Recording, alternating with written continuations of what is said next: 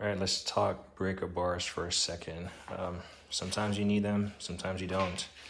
But I just went around and retorqued all these fasteners holding this ideal single post lift. Only because I had torqued them to 100 foot-pounds, and that was because the manual did not, or the assembly instructions did not mention any type of torque spec. You can actually over torque bolts. That's why they do have torque specs. You can actually stretch the bolts and weaken them. So when you see those folks on YouTube just going away with an impact gun on lug nuts or whatever, they're not really doing anyone any justice. But these, I reached out to the manufacturer. They confirmed there was no torque specs on them. And so, sorry, I'm just looking at something here. I'm just looking at these bubbles or whatever in this well.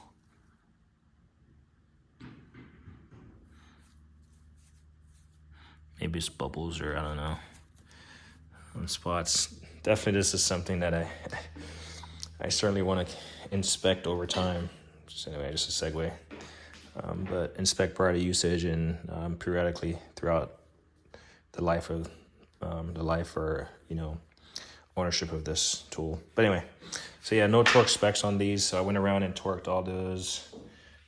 There's some on the opposite side right here.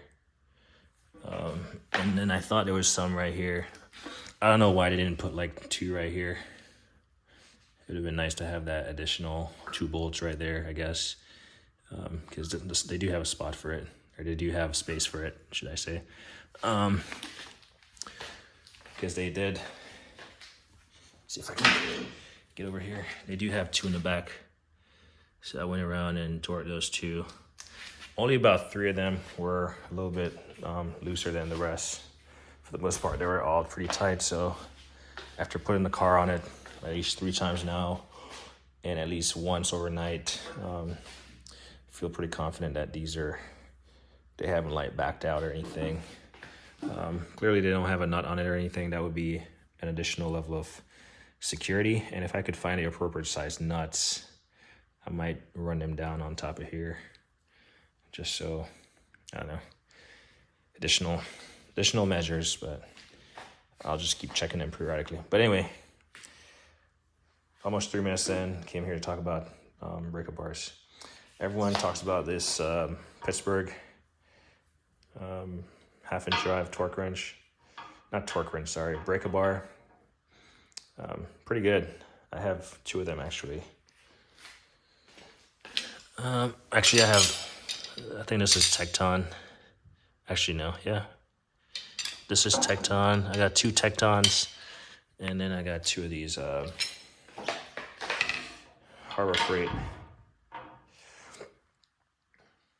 I forgot what I was doing with one, and then I realized I needed a second one. So I had my wife pick it up for me while she was getting home from work.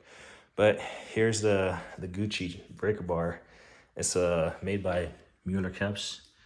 You can see it. And this one is cool because it's still 24. As you can see, it's still a 24-inch. But it has a reversible little thing on it, so you can get it going whatever way you want. So like when I was torquing these, I didn't have to keep picking it up, undoing it. I could just ratchet it back and forth.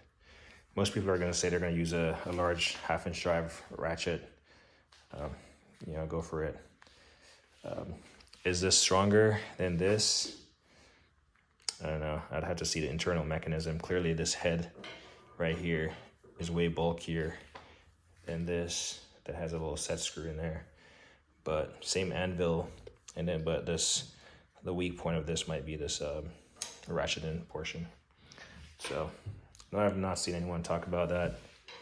So it's not a comfort grip. So people will say cold climates comfort grip versus stainless steel. But yeah, I was just doing that. I said I was going to be done, but this has been on my to-do list, so I figure I'll just get it done before I put another car up there without like torquing it. While I'm at it, slide it out of the way. That thing just slides like no other business. Good thing I have locking casters on it though. Got this installed, Funnel Pro model 50-1. I just, so what I did was I pretty much just removed the bolts. So I drilled the holes. I got the original ones right here. But I just drilled the holes, and then you can see in the back, I kind of just, initially I had them go in the opposite direction, and I had to figure out how to cut them off. But then I just flipped them around and used my cutter to kind of gouge the threads real quick. And then I just use a vice grip to bend it off. And it just has that recessed portion there, so it holds pretty nicely. It's not on there. It's going to move around. It could potentially scratch the surface, but it shouldn't be something that you're like yanking on that much. It doesn't take much effort to like compress that spring enough to remove a funnel. And then what I was saying about additional funnel, you could just leave it like that. Grab a funnel. Nope, not in there. In here, maybe. I do have a funnel in here. I got some small ones right there. But anyway, for any reason I was using this funnel also. I just drop that bad boy in there. In fact, I could leave it like that, but if this funnel was long or something, it's just sticking out. If this funnel was for some reason sticking out like that, then you could just stay catch on this little lip, and it would be all good to go. But yeah, the funnel is there to fill up the cars. I typically I got this Motive X that you can screw into the oil fill port on a car, and then you don't have to worry about it tipping or anything, but it's not the end of the world. And then I have this larger funnel that you can just dump stuff into. I just threw all the sockets in there for now, but the problem with this is that it doesn't have that deep of a spout, so it could potentially tip. And if you have this stuff filled with oil and it tips, yeah, you're gonna be in a world of hurt cleaning up an oil spill. But yeah, it was about to break a bar and this turned into a ramble, so we'll kind of quit right here. I'll lower this thing back to the ground. Let's see. Put the locks on these so it stops rolling about. There you go. We'll raise this bad boy some.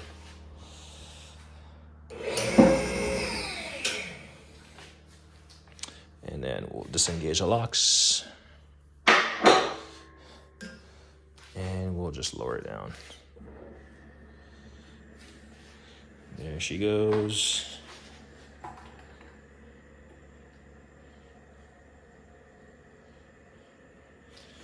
think I had everything out of the way. Shouldn't be anything. Shouldn't be resting on anything.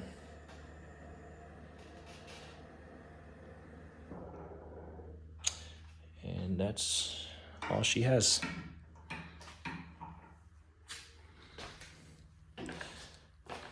But cool, yeah. Part number on this breaker bar, it just says patent. I'm pretty sure if you look for Muller Keb's breaker bar, Ratcheting breaker bar, you could find it. I don't see a part number on here at all. All right, anyway, let me say, I'm done. Like on Ratcheting.